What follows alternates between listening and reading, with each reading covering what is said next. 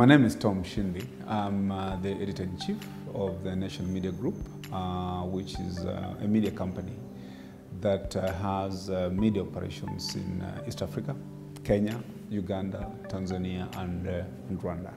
So I look after the content side of things for the group here.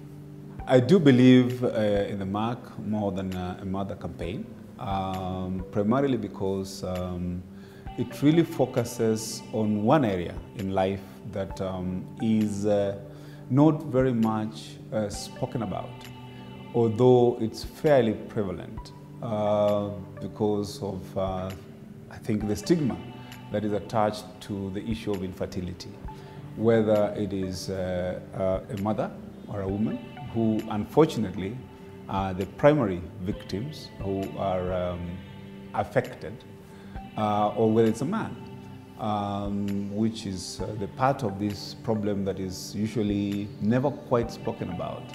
Women, mothers, sisters, and the caregivers in life, unfortunately, are already burdened by many cultural issues, by the very nature of the way society has shaped itself, being very much a patriarchal environment.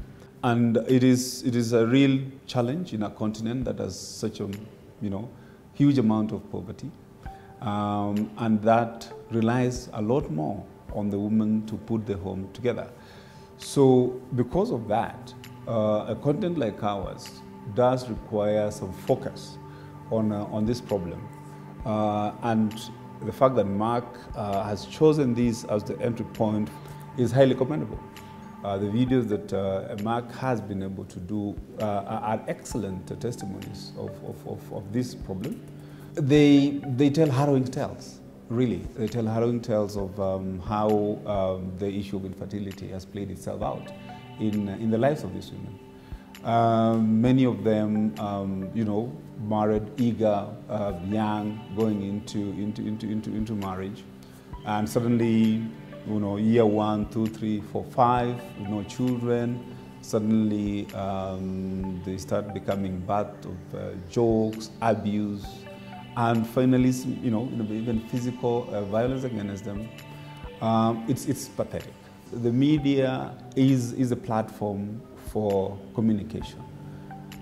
Some have described it as a mirror that you put in front of yourself to see what kind of society that you live in. And in this particular case, the media could and should and really must tell that story.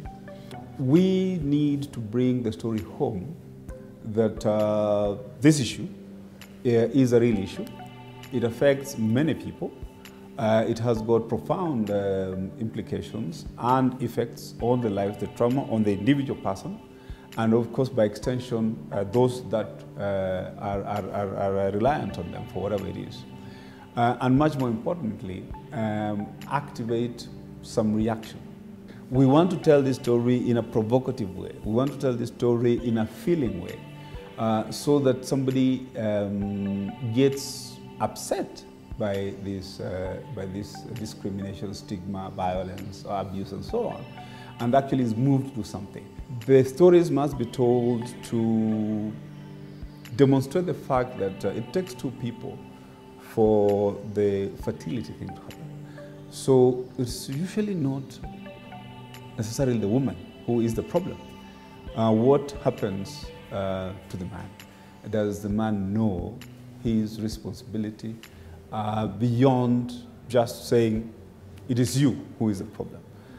Can they point the finger themselves and also seek out some help and see whether together they can, resolve these things? I took a personal interest because of what I saw in some of the video, and that touched me, because you see people who, for no cause, for no reason of their own, have been reduced to just being birth machines.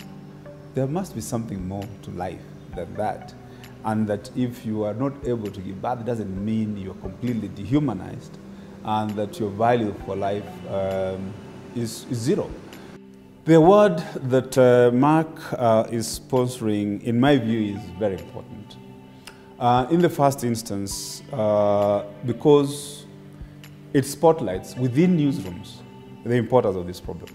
The second issue is that then it starts putting some kind of responsibility and encouragement for the journalists to say, all right, I can do something about this thing, and hey, I can actually get whatever, recognition, get some exposure, and also even growth, because awards have the effect of motivating people. And I've seen, in other instances where journalists have got awards in the so-called out of the mainstream coverage, environment, health, science, food, and so on and so forth. They tend to take it beyond the mere act of winning and actually become, if you wish, disciples. They talk about it, they take personal interest in it, and we end up creating actually a cohort of journalists that then we can say are really interested in this particular area. I would like to see this problem animate our journalists a lot more than has been the case. And if they tell the stories well, I can bet that we will see a reaction. And that reaction is at different levels. The president might see this thing and say, oh, I want to make this an issue. If these stories are not amplified, they will remain untold, and people will really not know. And then at the individual level, I am hoping that the journalists that win, or the journalists that actually just participate, who send in entries, will feel sufficiently motivated to take an interest beyond the competition and become, within their families, within their villages, their homes, or their communities, become people who actually go out there and talk about this and try to reduce the stigma, because that's really ultimately the objective. Amplify the story, tell the story, but hopefully go beyond telling the story and start a healing process for the people who have been affected. I believe that this award is going to be that trigger that certainly will, even if we end up with 1 or 2 people in each newsroom across the country really interested in this thing, we will have achieved a significant milestone. I'm a journalist, and I'm privileged to have a forum and opportunity to give voice to some of these issues. I also do have, some influence among the community that I stay in. We still have links to rural communities.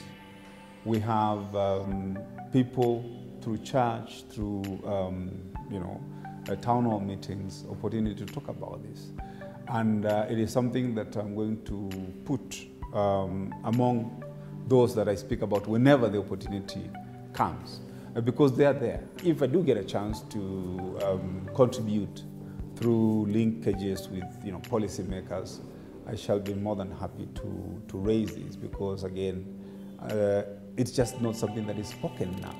And I think if only we can make it a subject that is discussed, I think we'll have gone a significant step towards addressing this challenge.